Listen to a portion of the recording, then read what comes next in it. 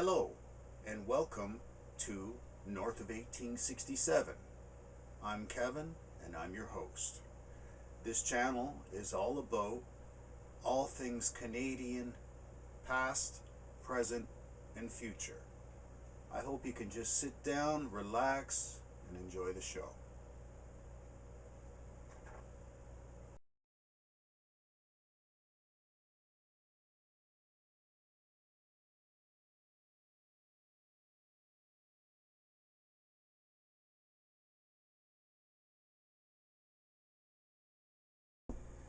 Okay, so now we've got part two of the series for the ports being proposed, and one is actually existing but being improved, sort of renovated, which is the Port of Churchill.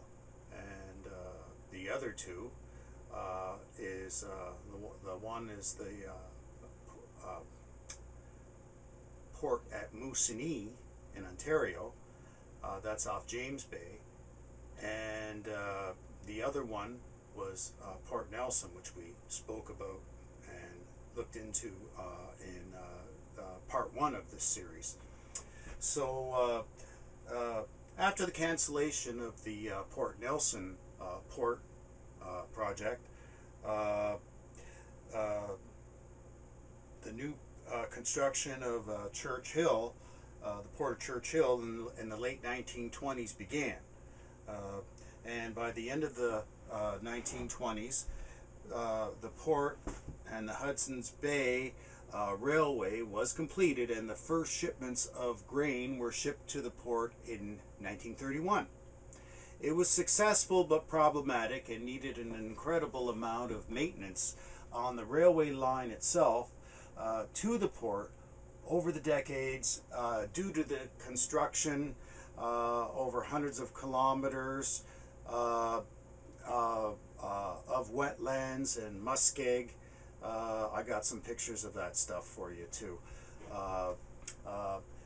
Because of the railway line's frequent instability and even flooding, the shipping capacity was limited. Okay, so here we got a picture, like I said, of the flooded railway, and you can clearly see how it could have, easily become a problem quite frequently. Okay, so here is one of the railroad tracks going to the Port of Churchill, and you can see that this was never a bridge. This is just, it had fill and stone, heavy gravel, put in under it, and it just got all gouged out, and by the flooding it just pushed it right out and destroyed that whole section of track there. They'd have to cut that out and replace all that all that fill and gravel, and put a new section of track in there. Anyway, so that's one problem, is the flooding along there.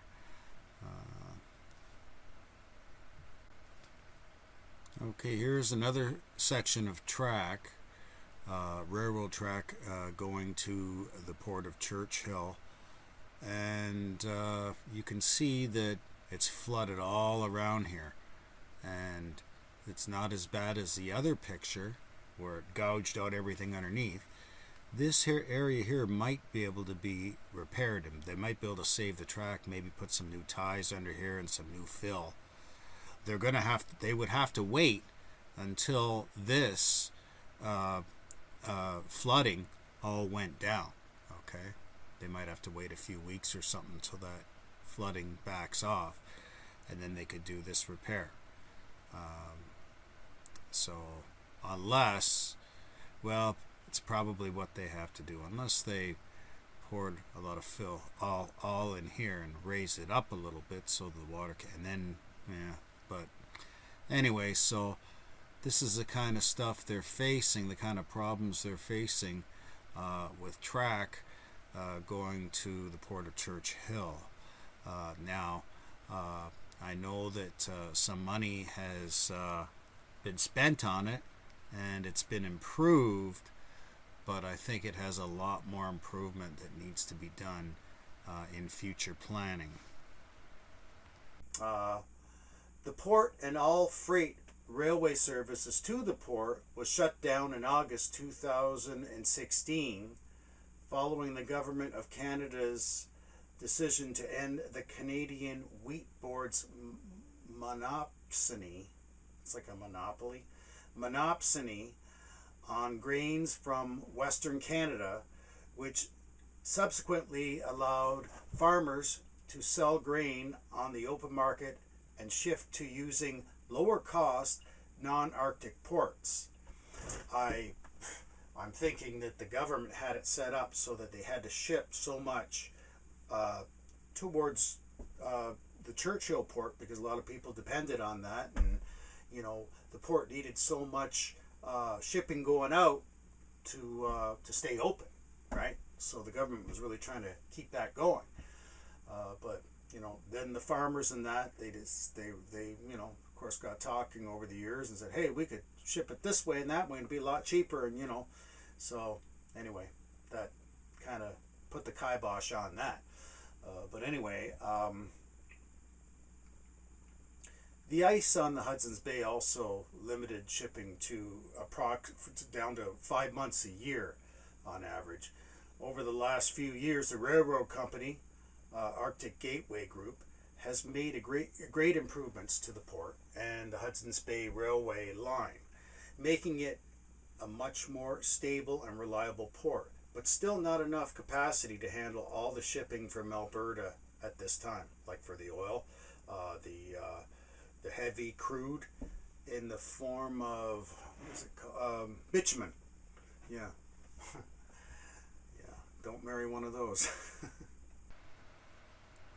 Okay, so here is a great picture of the Port of Churchill, and you can see the buildings here for the grain to go in, and different kinds of grain, and then they probably sort it and organize it and things like that, store it in special bins and that. Then it gets once these bins inside, these huge sections of this building are full of wheat. One is full of wheat, another one might be corn, another whatever.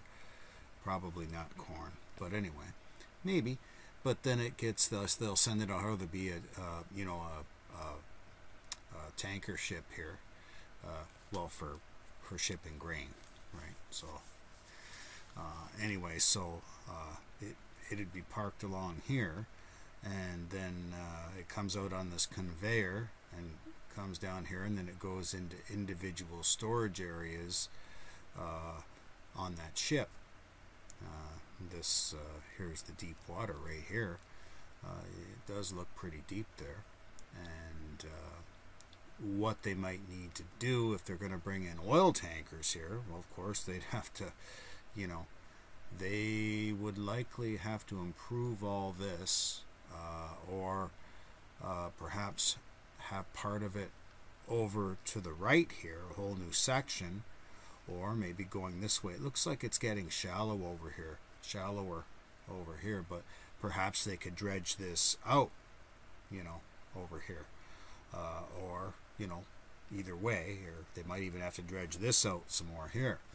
But you can see the rail line coming in here. Now they might have to put additional rail lines in and shore things up here, and things would have to be a lot more heavy duty. But that's probably part of what they would be planning. Nothing's confirmed yet, but at least there's some infrastructure here. Okay, so that they can bring materials and everything in on rails. They can bring more train track, all that stuff, steel and all that. They can already have a way to get it right here. So that's pretty cool. Although, like we already talked about, the train track that goes to Churchill, Manitoba, it goes through a lot of flooded areas and muskeg and that, so that would be a real challenge beefing that up so it's right to standard and it's not getting washed away and things like that.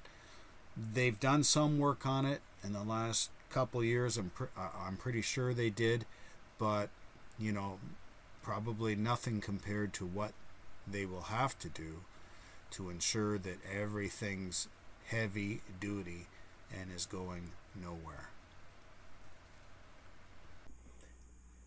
So now you can see why there's, over the decades, that there's been seemingly never-ending planning and improvements required for the ports and the shipping in that whole region. Now we're faced with a serious crisis due to the 2025 United States trade war with Canada and Mexico. Proposals to expand the Port of Churchill to accommodate Canadian trade with Europe and Asia have become prominent in federal and provincial politics.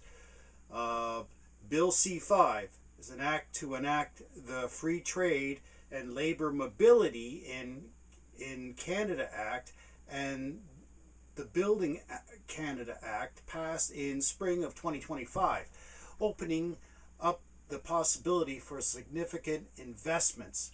Prime Minister Mark Carney and Manitoba Premier Webb Canoe have signaled that renovations on the Port of Churchill would be a priority for their governments.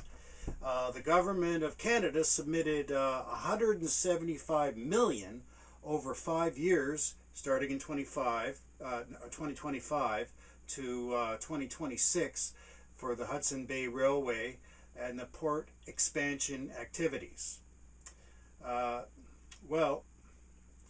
So far from what I have seen in many of the projects going on the federal government, Canadian federal government's website, a lot of these projects that seem like they're been approved and getting started and that, they're not actually started. They're still being analyzed for feasibility and